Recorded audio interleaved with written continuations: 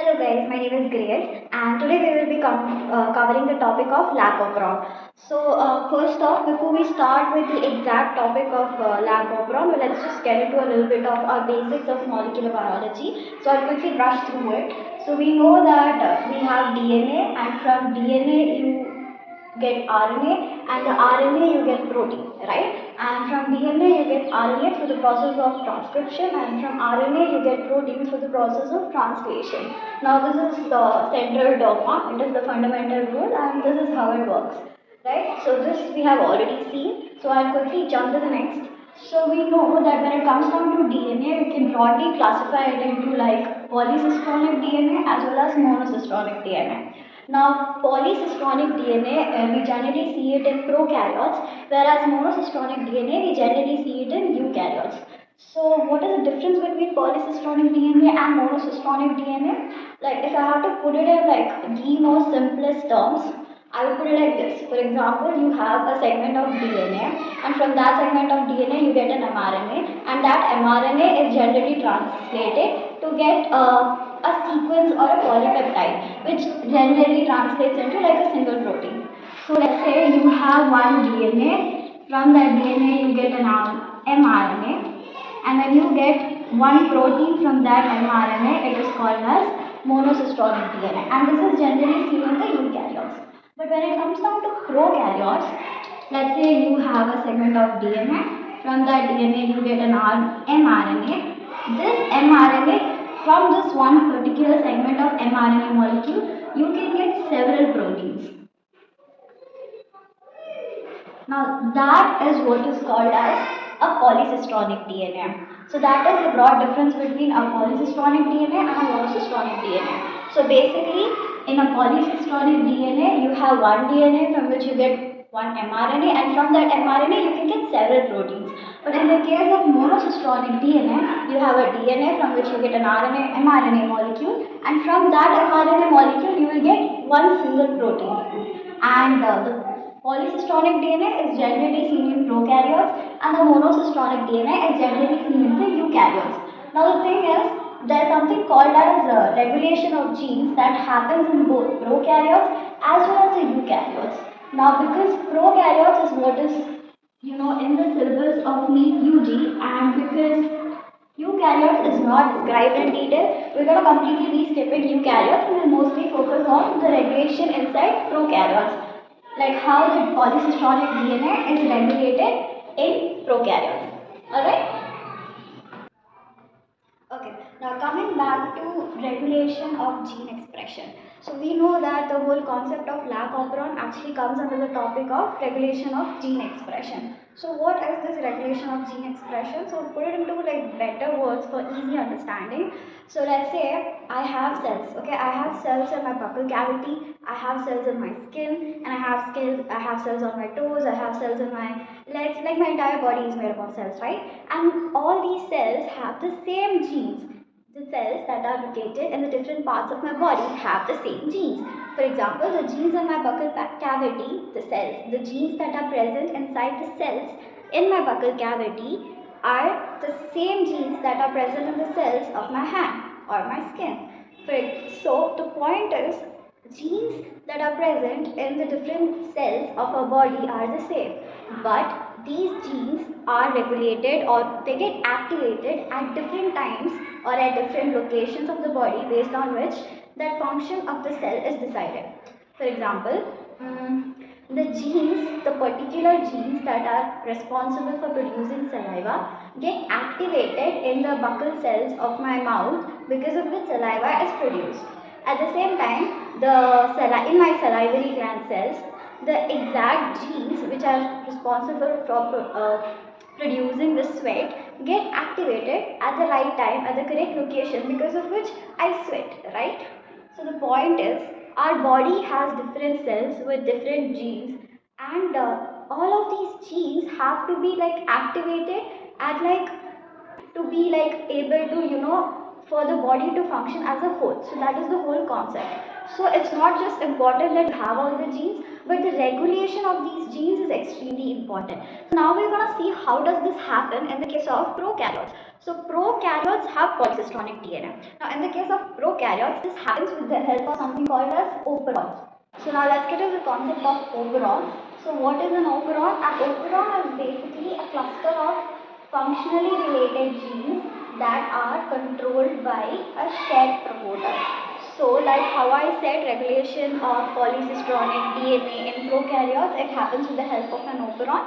So you can make a note of this definition. So basically what is an operon? An operon is basically like, imagine it something like a group of genes that are stacked together into like one segment of DNA, and then these group of genes have a common promoter, and all of these genes produce several proteins, and these proteins that are produced by these different genes, they are all involved in a common function. So that is in all like operon, in like very simple like words. So basically what is an operon? Just to summarize it, it's just a cluster of genes that have like a common function, and they are all controlled by a common promoter or a single promoter. So that is what operon is. So next we'll see how this, we'll take for polycystonic DNA, we'll take lac operon as an example, and we will see how lac operon functions. Alright? Hello guys, so now let's quickly dive into the topic of lac operon. So basically lac operon, it was discovered in 1961 by two famous scientists called as Jacob and Monod, because of which it's also called as the Jacob and Monod model. So like I said before, lac operon is an example of polycystonic DNA, and here basically the lac originates from the word lactose. Alright. So this is the structure of lac operon. So we have already discussed in the previous video that basically an operon is like a cluster of genes which have like a common promoter, and they have a common functionality, right? So now let's see how lac operon is an example of the operon model, or example of polycystonic DNA, right? Now we all know that polycystonic DNA is seen in prokaryotes. So let's take an example and move forward. Let's just say I have an E. coli, which is an example of prokaryotes. Now let's just say this E. coli is first sitting on like a potato. Okay. Now the potato is like a rich source of carbohydrates. And then I know that because this E. coli is sitting on a potato, it's obviously getting all the glucose it requires for energy, right? So how we all say, so if I'm having like, I'm a person who's living and I need energy, I get it from glucose, right? Now this is the bacteria. It is sitting on like a protein, and it is sitting on a potato, and it knows that it has like glucose everywhere around it. So it is sitting on a rich source of glucose. So it's already getting its glucose. So it's very happy. Now imagine this E. coli is now shifted, and it is let's just say it is shifted to a different environment. Now it is in a glass of milk, this E. coli. Now it is surrounded by milk. It does not have a source of glucose. So how does it get its, so where will it get its energy from? So now that is where the lac operon comes into picture. So lac operon is basically involved in lactose metabolism. So what does it do? So now the lac operon inside this E. coli, what it will do, it will convert and it will break down this lactose into glucose and galactose. So once that is done, once this lactose is converted into glucose and galactose, the mixture will dissolve, right? Now the bacteria can use the glucose that it has broken down already and get all the energy that it requires, right? So it's a win-win situation. So that is basically the concept. So that is the exact function of lac operon here. Now we will see how is this E. coli, or how is lac operon able to do this. Okay guys, now like how I said before, we are discussing lac operon here, and in lac operon, as you can see, this is the structure of lac operon. So there are 7 major genes that are involved in lac operon, which is PIPOZYA. So there is, you can just remember it as PIPO, yeah, alright, PIPO, yeah, or you can remember it as a PIPO-ZY, just remember it like this. So now I will explain to you each of these concepts, alright. So let's go one by one into each of these genes. So starting with the gene C, so we'll start from here. So like any other transcription unit which will have a promoter, a unit of structural genes which will produce the mRNA, and in the end it will have a terminator. So similarly you can see this as a transcriptional unit. So starting with, you have the structural proteins. So what are the structural proteins here? The structural proteins are Z, Y and A. So from Z you get an enzyme called as Z in this. So gene Z will produce an enzyme. It will produce a protein which will code for an enzyme called as beta galactosidase, and then the gene Y will code for a protein which is responsible for producing protease, and gene A is responsible for producing an enzyme which is called as transalphatilase, and this enzyme function is unknown for now, right? So the thing is, because the function has not yet been formed for this enzyme, we're not going to break our head on this, and let's just not worry about things. We already have so many things on our platter, so let's just worry about the things that are actually important. Now coming to permease, what is the function of permease? Permease is responsible for allowing lactose inside the body of the bacteria. Okay, so permease, from the word itself you can make it out. It's like permease, permit. So without the permission of permease, lactose cannot enter the body of the bacteria. What is beta galactosidase responsible for? So here the enzyme beta galactosidase, which is produced by the gene Z, it is responsible for breaking down the lactose into glucose and galactose. Alright. So these are the function of these three structural genes, and then we have something called as the promoter. The promoter is a region where the RNA polymerase will come and bind. So the RNA polymerase will come and bind to the promoter, and the promoter is like the one that is going to promote the transcription. So that's why this is the promoter, and then you have the operator. So the function of the operator we will realize over time when we get further into the process. But basically operator is like that segment or segment of the DNA to which the repressor will bind. So the repressor, there will be a repressor protein which will go and bind to the operator, and then this operator will then stop the transcription of the Z by A, which are the structural genes. Okay, now coming to the regulator gene. Regulator gene is also called as the inhibitor gene. Okay. Now this gene is what is going to control the transcription of Z by A. So here, this is the regulator gene. It will produce a repressor protein which will go and bind to the operator. Now coming to the inducer. What is an inducer? Inducer is what is going to actually bind to this repressor protein. You will understand that later, but in this concept, the inducer will be allolactase. Alright, so let me just summarize this very quick. So operon has 7 segments. We are partially dividing into 7 segments. So we have the structural protein which is ZYA. Z is responsible for coding a protein which will produce beta galactosidase, which will break down the glucose into lactose and lactose into glucose and galactose. And then you have the Y gene which will produce the enzyme permease, and this enzyme is responsible for allowing the lactose inside the body of the bacteria. Then you have the A gene responsible for producing transacidylase, which the function of that enzyme is not yet known. And then you have the promoter gene which is responsible for promoting the translation. So the RNA polymerase will come and bind to the promoter. After that you have the operator to which the repressor protein will bind, and then you have the regulator gene which is responsible for producing the repressor protein, and then you have the inducer which is the allolactose. Now we will see how all of these come into picture and how does this lab operon function. Alright?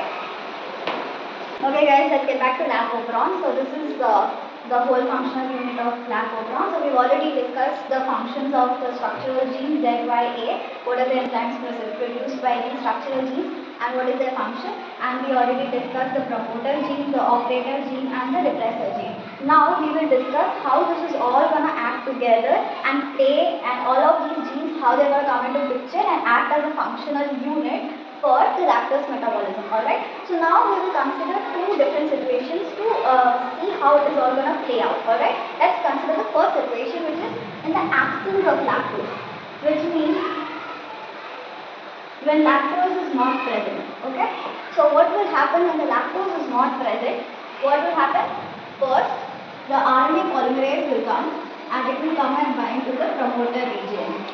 So what will happen? Now we know that RNA polymerase is responsible for promoting transcription of the genes, right? So this promoter will get activated. What it will do? It will go and it will transcribe the I gene, which is also called as the regulator gene.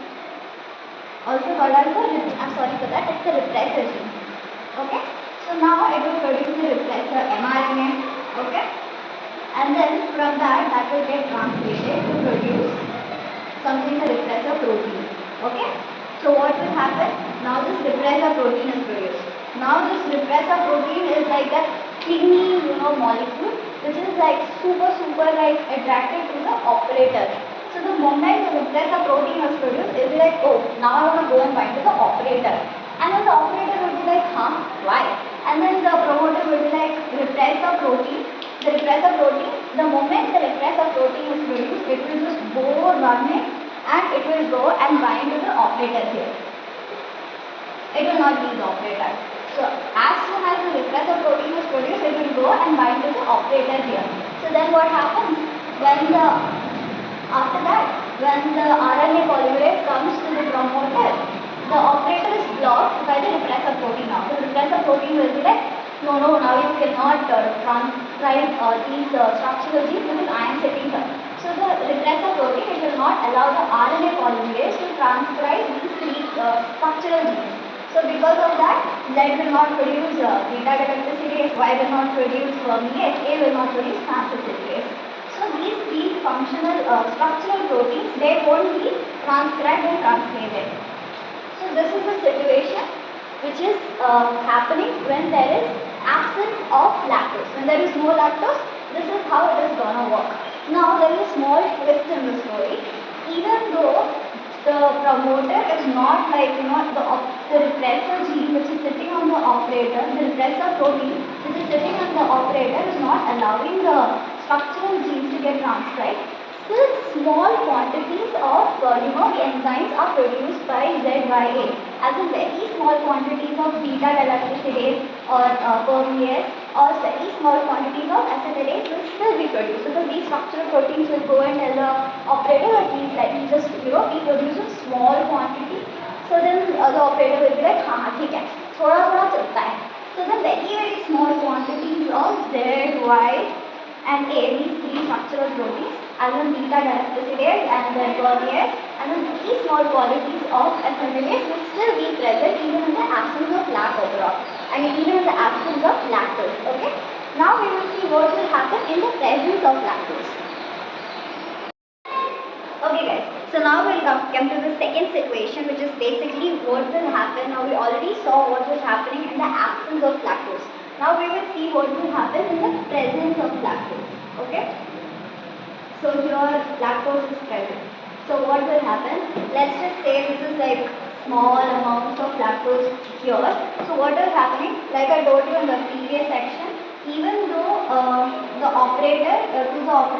repressor protein is bound and it is not allowing the transcription of ZYA, still very minute quantities of Z as in beta-galactosidase, permease and transacetylase is still present. So when there is lactose present in the environment, what will happen? The permease will be like, oh, okay, great. So the permease will allow small amounts of lactose to enter into the system, which is enter into the body of the protein and enter into the body of the bacteria, and then this lactose will get converted into allolactose. You remember in the initial times when I was explaining the different parts or the different segments of the operon, I told about the inducer, which is allolactose. So what will happen? I will write it here. So this is lactose which is entering. Okay. So lactose, it will be, so what will happen? The permease are right here. So permease, which is produced by this Y gene, it will act on this lactose and convert it into allolactose. Okay. And then this allolactose, what will happen? This allolactose will go and it will go and bind to the repressor protein. So like how I said before, this is the RNA polymerase which will transcribe the repressor mRNA, which will then produce the repressor protein. And before this repressor protein can even go and bind to the operator, allolactose will come running, and then allolactose will just bind to this repressor protein. Okay? And then repressor protein will be like, please let me go, I want to go and bind to the operator. And then allolactose will be like, no, shut up. You can't go and bind to the operator. We need glucose. You shut up and stay here because we have work to do. So what will happen? Then the repressor protein will go and bind to the operator, right? So what will happen? Then RNA polymerase will come. It will come to the operator and it will be like, oh wow, now everything is free. I can now finally transcribe my structural genes. So then RNA polymerase will go. It will then transcribe the structural gene Z, which will produce, as I said before, beta galactosidase. And then it will transcribe Y, which will produce permease. And then it will transcribe A, which will then produce transacetylase. Alright? So then what will happen? Once beta galactosidase is produced in large amounts, it will go ahead and break down more and more lactose into glucose and galactose. Okay? So now, as permease, and then what will permease do? Now more amounts of permease is available. So this permease will allow more and more lactose to come in. So permease will be like, yeah, okay, please come in. It will let all the lactose come in, and all the lactose that comes in will be broken down into glucose and galactose by the beta galactosidase. Alright? And then now it's a win-win situation, because now after breaking it down, you have glucose. That was the end thing that we wanted, right? So once glucose is produced, now the bacteria will have enough glucose to get energy. So that was the entire concept of lac operon. So we saw two things. One was in the absence of lactose, what happens, and in the presence of lactose, how it all functions. So I hope you understood how the whole concept of lac operon, works together. And that is all for it. Thank you so much for watching the video.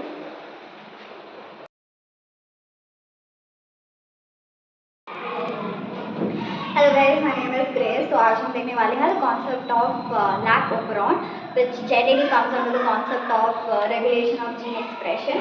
So topic में बढ़ने से पहले हम थोड़ा सा molecular biology का revision कर लेते हैं. बेसिक्स एक बार थोड़ा सा टच कर लेंगे.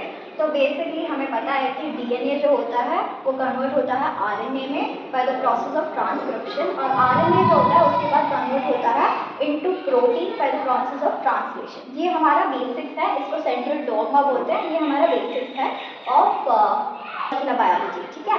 अभी क्या हो रहा है, इस डीएनए को हम ब्रॉडली क्लासिफाई करेंगे पॉलीसिस्टोनिक डीएनए और मोनोसिस्टोनिक डीएनए में. ये दो तरह के डीएनए होते हैं.